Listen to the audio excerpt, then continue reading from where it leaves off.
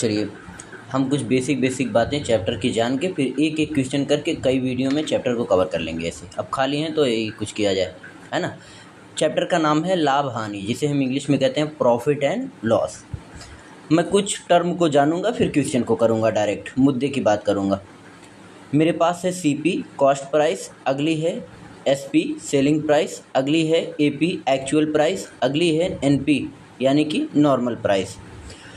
अब देखूंगा कि इन दोनों के बीच का रिलेशन क्या है, इन दोनों के बीच का रिलेशन क्या है। मेन यही दोनों है, बाकी ये तो हम आगे अगले टाइप में पढ़ेंगे, वहाँ जानेंगे। सबसे पहले हम देखेंगे relation between cost price and selling price. मान लीजिए मैं कोई वस्तु जो है 10% के लाभ पर बेचता हूँ, तो यानी कि इसका फ्रैक्शन देखूँ 1/10 होगा। हर 10 रुपये की लागत में मुझे 1 रुपये का प्रॉफिट हो रहा है। ठीक है, चलिए एग्जाम्पल से इसको हम खूब अच्छे से समझते हैं और कोशिश करेंगे कि अच्छे से चीज़ें सबको आ जाएं। मान लीजिए कि एक क्वेश्चन देता हूं मैं आपको। क्वेश्चन है एक वस्तु को 630 रुपये में बेचने पर, मतलब कोई वस्तु है उसको 630 रुपये में बेचा जाता है, विक्रेता को 12.5% का लाभ होता है, उसको प्रॉफिट परसेंटेज जो होता है कितना होता है 12.5%।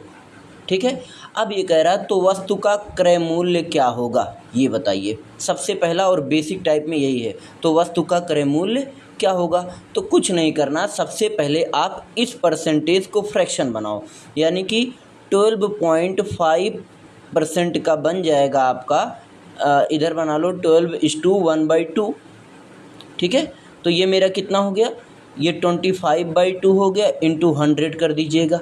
100 करोगे तो 25/200 हो जाएगा, आप काट दो, ये 5 हो जाएगा और ये काट दो, कितना हो जाएगा, ये फिर 5 बन जाए, ये 8, यानी कि मेरे पास फ्रैक्शन आ गया 1/8।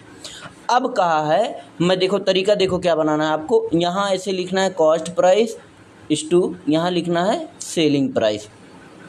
अब पूछा है कि कोई वस्तु है उसको कितने रुपए में सेल किया जाता है, 630 रुपया में, और परसेंटेज क्या है उसका, प्रॉफिट परसेंटेज 12.5, जिसका फ्रैक्शन 1/8 निकाले हो।